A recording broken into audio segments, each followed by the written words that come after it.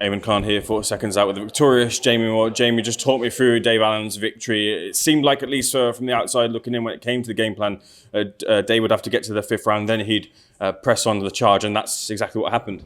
Yeah, it was similar to the first fight, really. He had more success in the first 4 rounds than he did in Saudi, but he was in a better position moving forward, and he was more conditioned. He had more confidence in his conditioning and the game plan this time.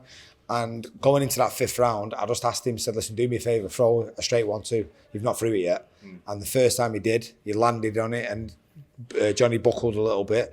And that was the start of it, sort of him unwinding. But he followed it through to a T, and I can't tell you how proud I am of him because he's had his ups and downs over the years, Dave. You know, and he could have walked away from the sport and no one would ever have heard of him again, but he didn't.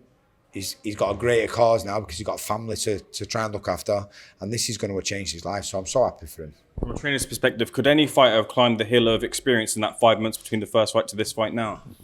I said, in all honesty, I don't think Johnny should take the fight because I believe the amount of experience you've got to gain to go in with someone like Dave probably will take at least 12, 18 months, and not just fights, but good fights where you're in with kids who are teaching you something.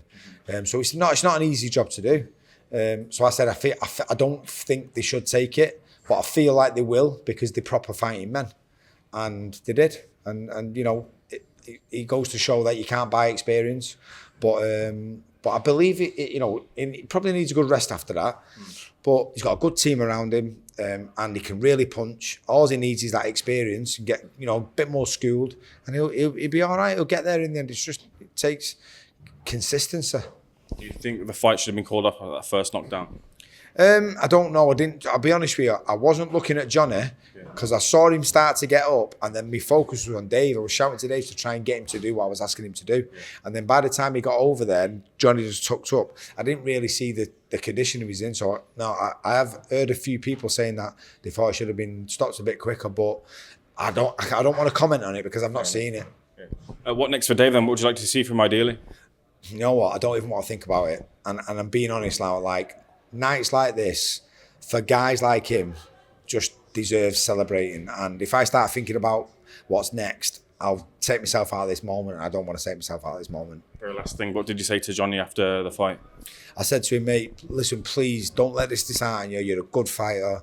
All you need to gain is that experience in between, and keep persistent with it. You've got a great team around you, and you'll get there in the end. Jamie, you're a gent. Congratulations. Thanks for your time.